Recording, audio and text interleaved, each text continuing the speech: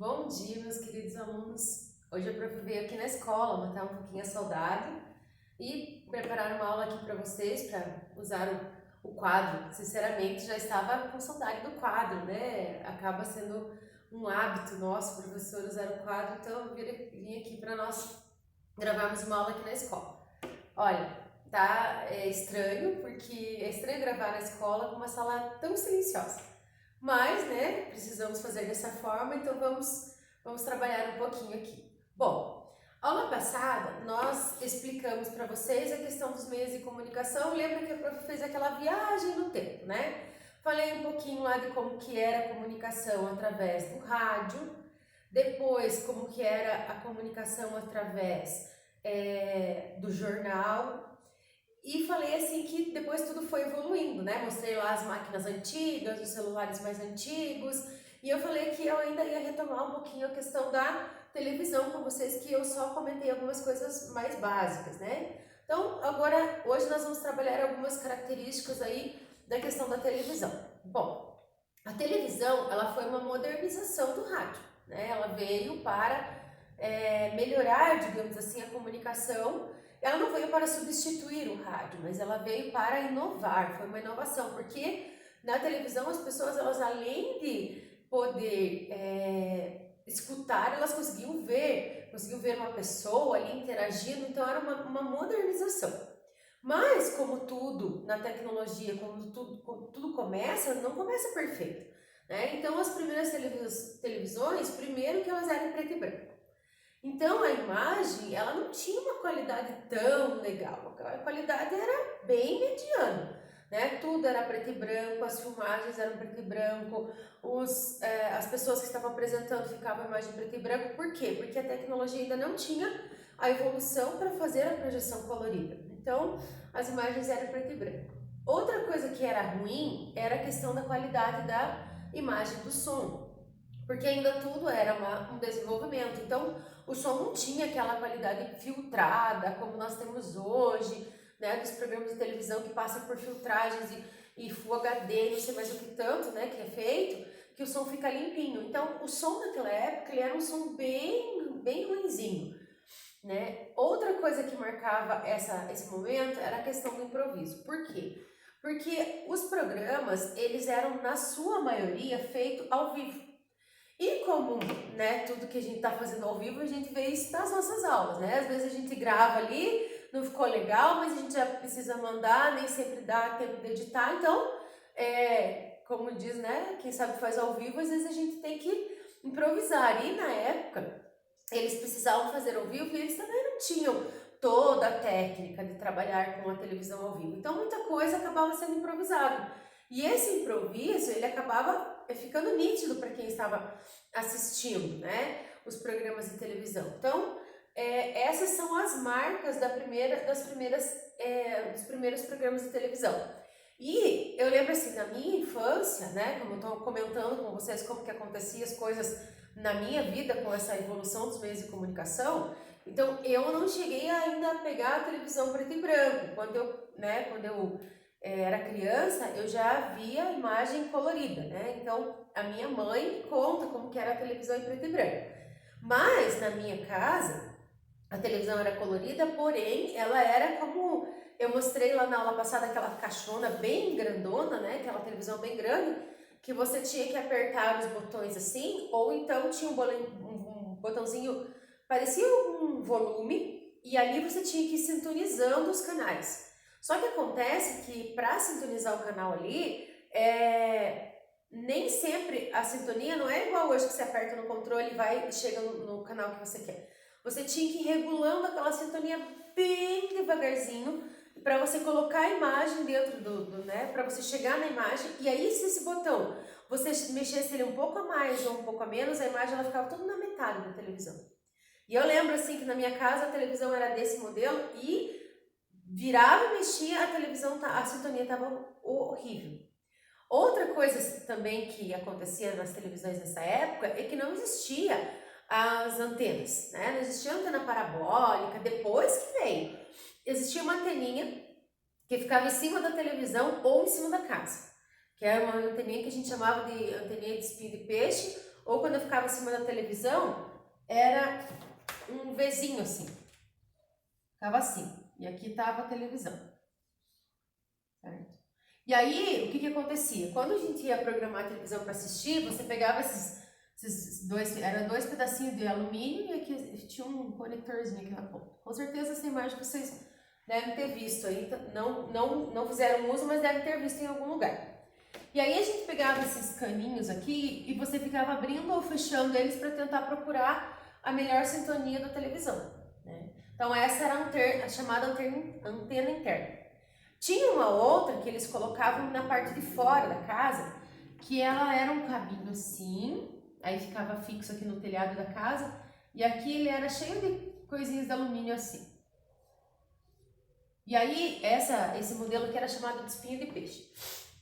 Esse modelo, ele ficava fixo lá no telhado da casa, fixo em partes, porque eu nunca consegui se fixar direito. Então, quando ventava muito, isso aqui soltava, esse parafuso soltava, e aí tinha uma pessoa subir lá em cima da casa, e essa parte eu só era craque de saber, né? Porque a gente vivenciou muito isso. Tinha dessa antena, tinha dessa na minha casa também. E aí ficavam lá em cima girando essa antena até achar uma sintonia melhorzinha. E aí e o outro lá embaixo gritando, tá bom, não tá bom, vira mais um pouco, vira mais pra direita, vira mais pra esquerda, para, que deu certo. E aí quando parava, que ficava bonitinha a imagem lá na televisão, aí aqui tinha que apertar bem esse parafuso para não sair a sintonia. Mas era uma dificuldade, porque esse parafusinho ficava frouxo, essa antena vivia girando e a televisão, a imagem ficava toda ruim. Então, quando chegaram as primeiras parabólicas, nossa, daí foi ó, porque aí você conseguia conectar a imagem bonita sem precisar ficar com esse sofrimento todo. Só que, né, toda a tecnologia tinha um custo.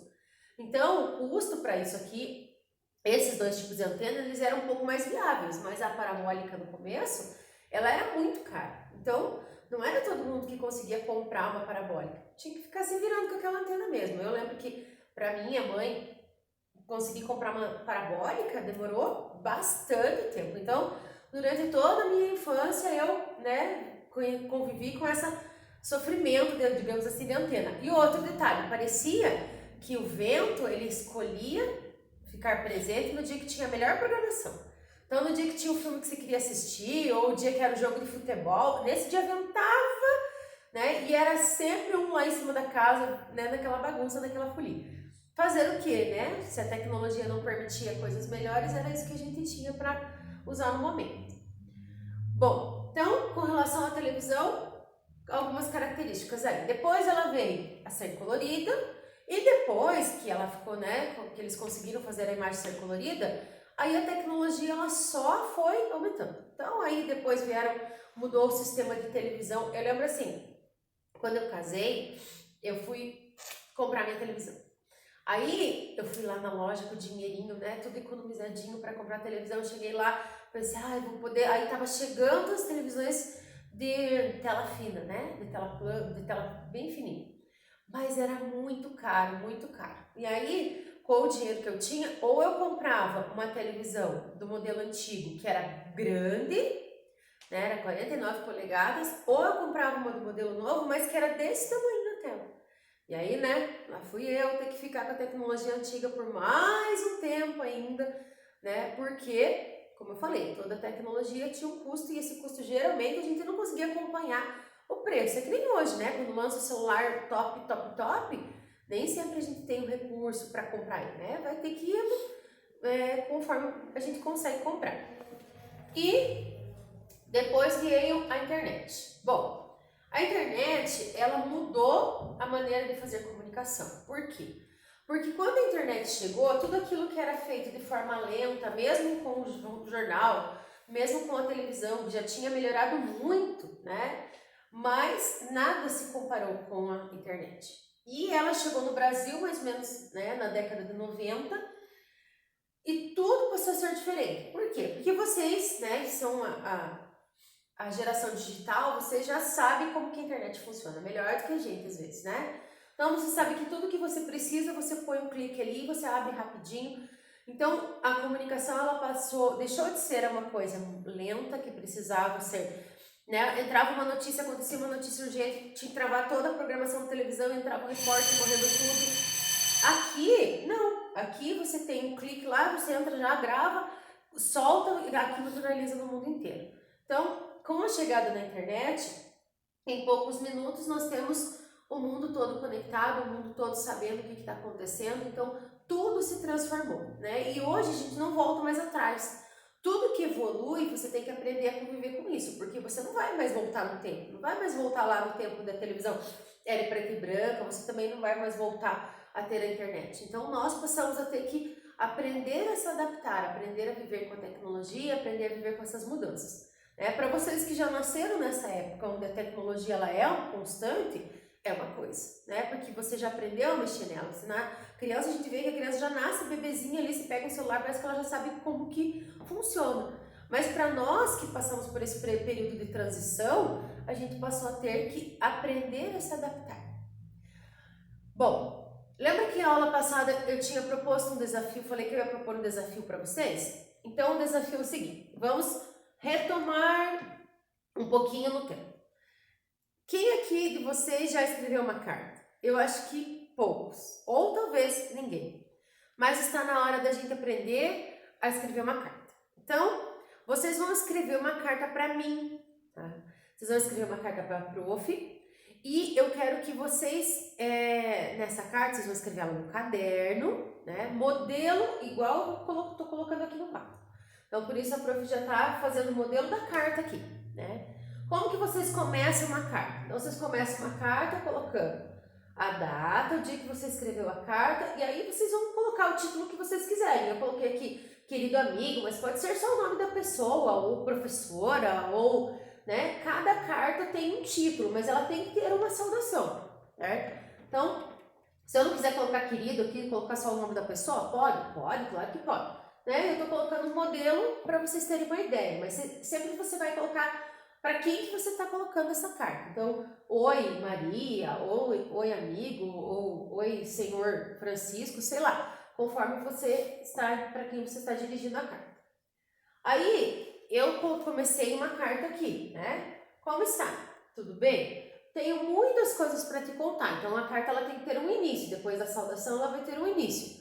Então, no caso de vocês aí, vocês vão mandar essa carta para mim, já explico como, só deixa eu explicar o modelo aqui. Então, aí depois que você discorre aqui, você vai explicar o que você quer contar. Ah, eu quero contar sobre o que está acontecendo no mundo hoje, eu quero te contar que eu ganhei um celular novo, sei lá. Você vai ter o teu assunto para você escrever nessa tua carta. E aí você vai escrever. Quantas linhas? Não tem limite, né? Pode ser 5, pode ser 10, pode ser 15. Claro que se você for fazer uma carta de 2 linhas, daí não é uma carta, é um bilhete, né? Então a carta ela precisa ter lá pelo menos umas 8 linhas de história, do que você está contando.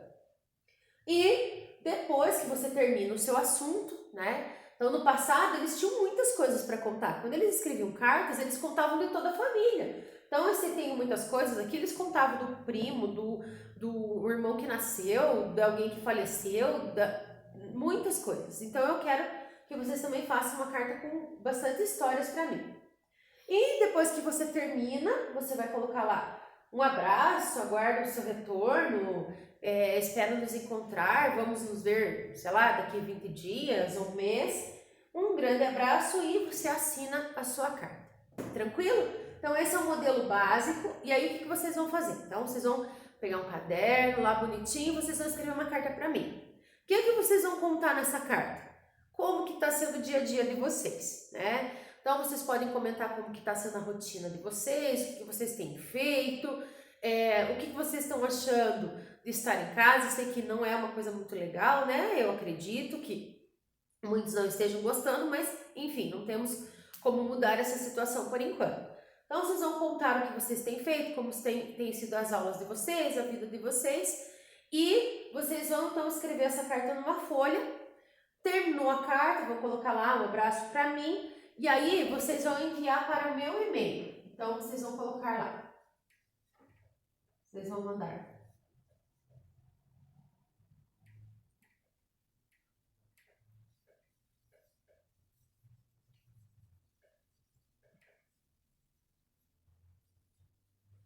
Vocês vão mandar para esse e-mail, ele também vai ficar na plataforma, então não tem problema se vocês não conseguirem anotar aqui, tá? silviacfc@yahoo.com.br.